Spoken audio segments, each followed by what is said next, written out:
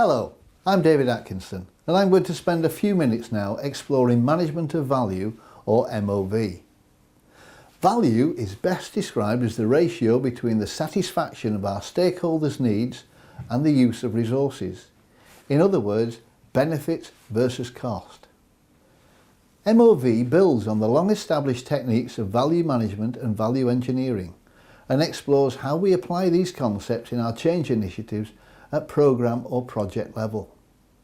It is based on 7 principles which are: align with organisation objectives. In other words, let's make sure that we're in alignment with what our organisation is striving to do and its strategic objective.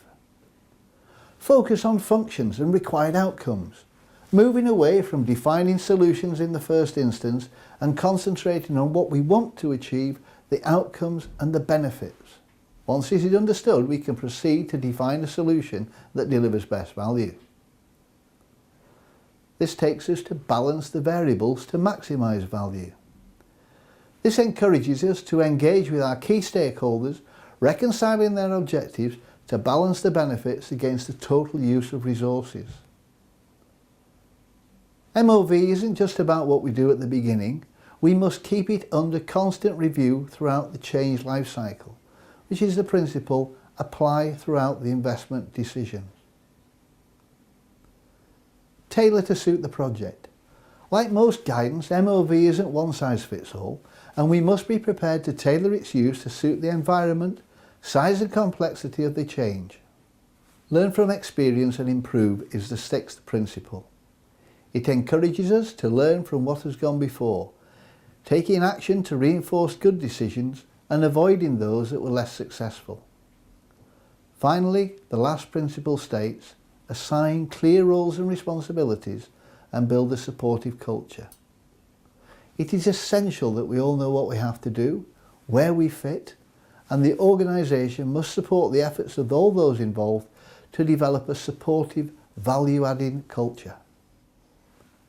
The processes in the guidance describe how to deliver MOV in your change initiative. They are: frame the project or programme, which examines how MOV informs the business case. Gather information, which explains how best to go about the MOV study, and again the focus is on function rather than solution. Analysing information and process information, as their name suggests, involve considering the information gathered and then working with it to develop innovative and value-improving proposals. Once we have a range of proposals, we can review them and select the ones that have the most potential. And we do this in the evaluate and select process. Develop value-improving proposals involves us in working up the draft proposal we prepared earlier into fully developed proposals for management decisions. And finally, implement and share outputs, where we develop the implementation plan for the accepted value-improving proposal, capture lessons and share these with others in the organisation as part of our drive towards continuous improvement. There are a large number of techniques we can use with MOV, and the guidance splits these into 2 main areas, which are those which are commonly used, such as paired comparison analysis, process mapping, benchmarking and weighting techniques, for example. Specific MOV techniques such as FAST, which stands for Function Analysis Systems Technique, and a variant of this called value trees, and finally value engineering and analysis.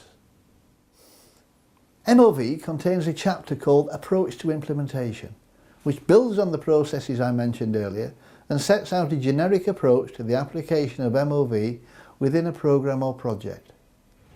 And it covers 7 key areas, which are: plan the MOV activities, understand and articulate value, prioritise value, improve value, quantify value, monitor improvements in value, and finally, lessons learned.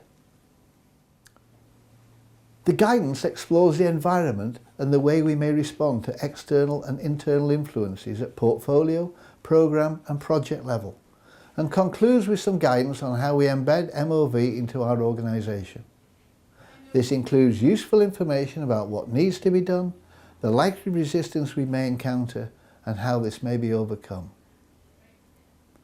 Finally, MOV includes document checklists, a toolbox, health check, and the use of a maturity model. And as MOV is applied at all levels within an organisation structure, it's beneficial for the senior management team, portfolio managers, programme managers and project managers. Thanks for listening.